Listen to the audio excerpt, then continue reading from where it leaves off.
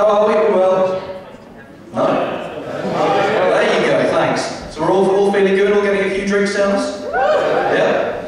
Had a couple of comments about Facebook, and I'm definitely going to jump on that bandwagon. Anyone here not on Facebook? Yeah, exactly. That's because they're outside achieving things on their Friday nights. Facebook is the single biggest time sink. It's my degree killer. I find it's like the fridge. I go back there every few minutes checking for something new. There's never anything new. Always the same old tired shit. The people who are leaving the passive-aggressive messages.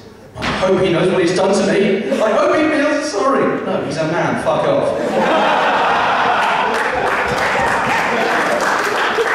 Or Farmville. That really, really needs to go. David Smith has found some shiny carrots. Would you like to watch them? No, Facebook, I wouldn't. No, leave me alone. I find stand-up comedy is a lot like sex. I'm not as good as I think I am. I don't get to do it often enough, but fuck me do I practice at home. You guys laughing over there, they know what I'm talking about. Nothing wrong with a dry spell, boys. Mine's sub-Saharan at this point. Thank you for the pity laughs I got there the other ones. Next time, sound surprised, you fuckers. So yeah, that's that. Everyone had a good Christmas? I'm going to take your terrified silence consent there, much like Joseph Fritzl.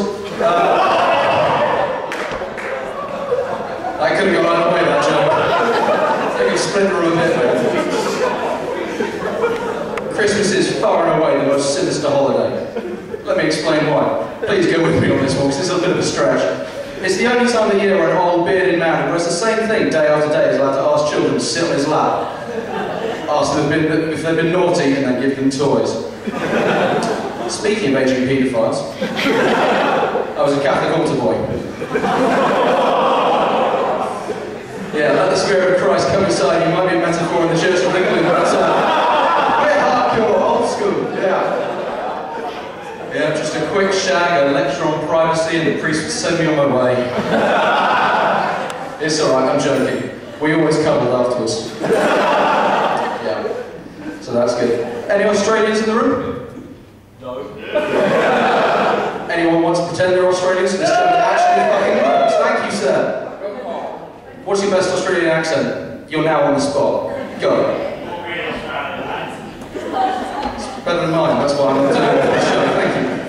Australia's a fucked up continent, isn't it? I hope you don't take offence at this, by the way, I'm sorry. Yeah, so it's a weird continent. I get the feeling that God made that one just after he invented booze. Gabriel, this is easy for me because I'm fucking hammered. Those steps are a challenge. Gabriel. Oh, also, God in my head sounds like my dad. Don't go there, Freudian nightmare. I want a big rat, a jumping rat with a tail in a pouch. All right, God, that's an unusual request, but we can do that, yeah. What else do you want there? I want a rock in the middle of the desert, Gabriel. A big fuck-off rock. Well, do you want it grey or brown, God? Grey? No. We're gonna make it red, Gabriel. That'll fuck with him. That and a duck-billed platypus has an otter's feet, beaver's tail, poisonous claws, and lays eggs. That's not an animal. That comes out of a fucking Pokeball, doesn't it? Either he was sat there on day 7 with the bits box next to him, with fuck all to do. It's got a twisted sense of humour. I say that, but I am, you know, fairly religious. If only because I quite like the idea of Jesus' second coming happening at all times. Second coming, you really laughing at that? It's just a Wednesday night with an internet connection, my friend. You know, these modern safety-obsessed times. Walking on water. Oh, have you filled in a risk assessment form, mate? If not, no can do. Feeding 5,000 people. How do you check their gluten intolerances? It's a big deal. All the litigation culture we live in now.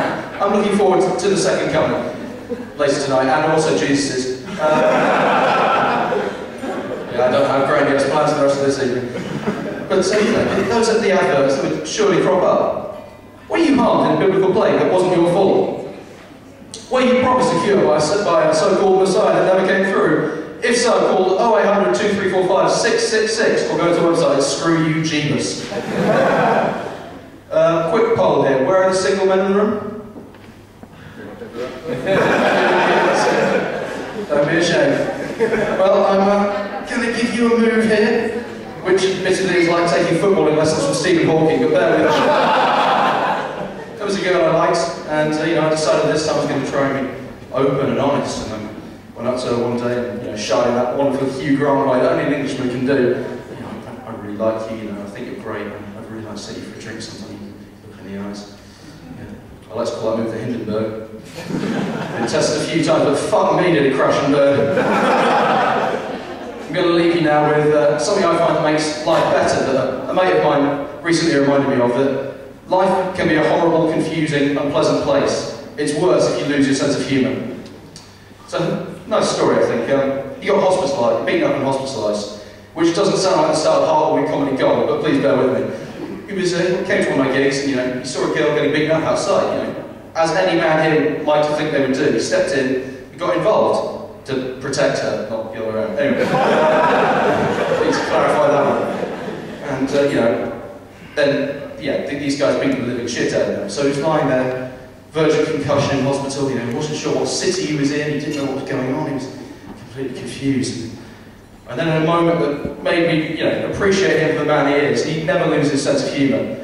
I don't know if you've ever been to hospital seriously enough that you can't get up and go to the toilet, but if you need to use if you need to answer nature's call, they essentially hand you a box with a hole in it and, privacy. So the nurse brings him this, and he takes it, leerily measures the diameter. Sorry, love, that's just not going to be big enough. Ladies and gentlemen, you've been a wonderful audience. Thanks a lot. Find the fun.